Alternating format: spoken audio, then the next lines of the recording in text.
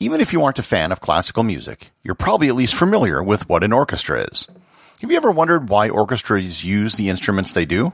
Or why they have them in that combination? Or why is it even called an orchestra at all? And what exactly is a symphony or a philharmonic? Learn all about orchestras on this episode of Everything Everywhere Daily.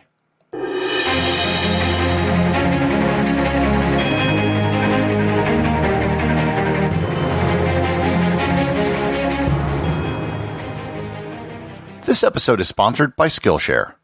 If you're interested in music or want to learn an instrument, then Skillshare has dozens and dozens of courses and videos for you. They have instructional videos on how to compose music and film scores, as well as videos on almost every instrument you can think of. And of course, it isn't just music. They have videos on almost every topic that you might be interested in. With Skillshare Premium, you can have unlimited access to everything for as low as $8.25 per month. Go to everything-everywhere.com/Skillshare to get a free 2-week trial of Skillshare Premium membership, or just click on the link in the show notes.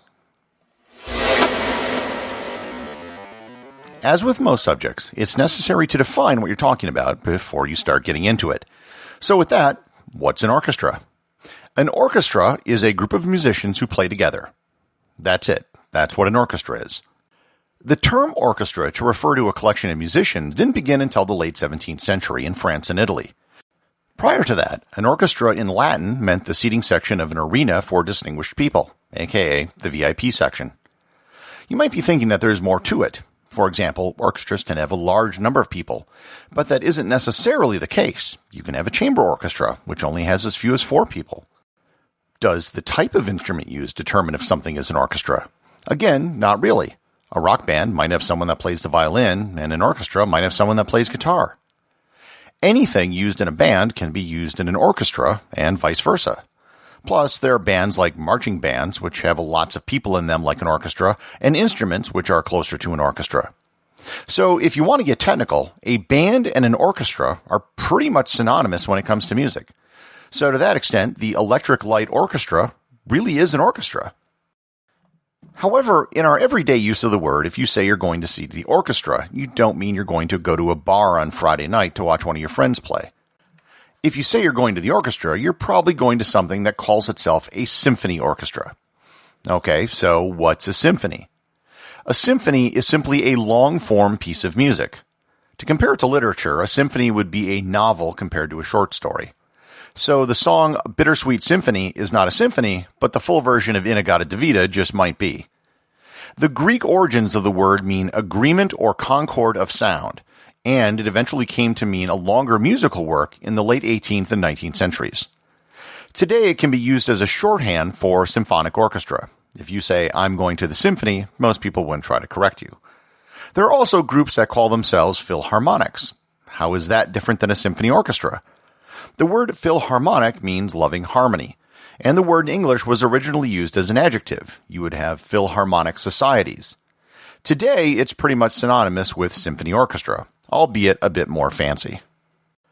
There are some cities which have both a symphony orchestra and a philharmonic, although there really isn't a difference between the two. They just use separate names to distinguish them from each other, like having 2 sports teams in the same town. So with that, when we're talking about an orchestra, we're almost always talking about a symphony orchestra, and that means we're talking about the type of musical ensemble that consists of strings, woodwinds, brass, and percussion instruments. Each of the instruments in an orchestra could probably have an entire episode devoted to them. They all have different histories and different timelines. Most of them had ancient versions of the instrument before the development of modern varieties. For example, flutes of some type have been around for almost as long as civilization. They were mostly hollow tubes with holes in them. The modern metallic version with movable valves originated in only the 19th century. Over time, more instruments were added to orchestras as more composers created music that used them. The number of musicians in an orchestra can vary. There's no set size, but they're usually between 70 to 120 members for a full symphony orchestra. Just to give an example, I went and counted all the musicians currently listed on the Berlin Philharmonic website. They have 41 violins, 15 violas, 14 cellos, and 11 double basses in their string section. The woodwinds consist of 5 flutes, 5 oboes, 4 clarinets, and 5 bassoons. The brass section has 6 French horns, 3 trumpets, 5 trombones, and 1 tuba. and the percussion section is just 1 timpani and 4 general percussionists. So if we look at it by section, we notice there is a huge imbalance between them. 81 string instruments, 19 woodwinds, 15 brass, and just 5 percussionists. And they also have a single harpist on their roster. Why are there more than twice as many stringed instruments as there are everything else combined? The answer is shockingly simple, and it also explains why everyone is seated where they are in an orchestra. Volume. The loudest instruments are the ones that require the fewest people. That's why there are so few percussionists and brass instruments in an orchestra, and it's why they're also located in the back of the orchestra. String instruments, especially violins, can only produce so much sound. That's why they're positioned closest to the conductor in the audience, and why there are so many of them. You might be wondering, where does the piano fit into this? While an orchestra may have a pianist on its roster, it will usually bring in a solo pianist for performances that require a piano. Likewise, they will sometimes bring in soloists for other instruments as well, more as a draw for ticket sales than anything else. Anyone on their roster could certainly play any solo part if they were asked to do so. An orchestra is organized in a couple different ways. Each section will usually have a principal or first chair. That person is responsible for leading the section as well as performing any solos which might be required. The principal first violinist has a special position in any orchestra. They are known as the concertmaster or concertmistress. They are the lead musician in most orchestras. Their primary job is to make sure that everyone is in tune before a concert starts. The lead oboist is the person who provides the note that everyone has to be in tune with, and this is mostly just due to tradition. The conductor is the leader of every orchestra. The most obvious thing that a conductor does is keep the tempo. That's what all the hand-waving is for during a concert. Originally, conductors used a giant staff that they would pound to keep time. Legend holds that one conductor in 1687, Jean-Baptiste Lully, slammed his staff on his foot, he developed gangrene, and then died. The conductor also has to communicate to the orchestra how they want a piece to be played.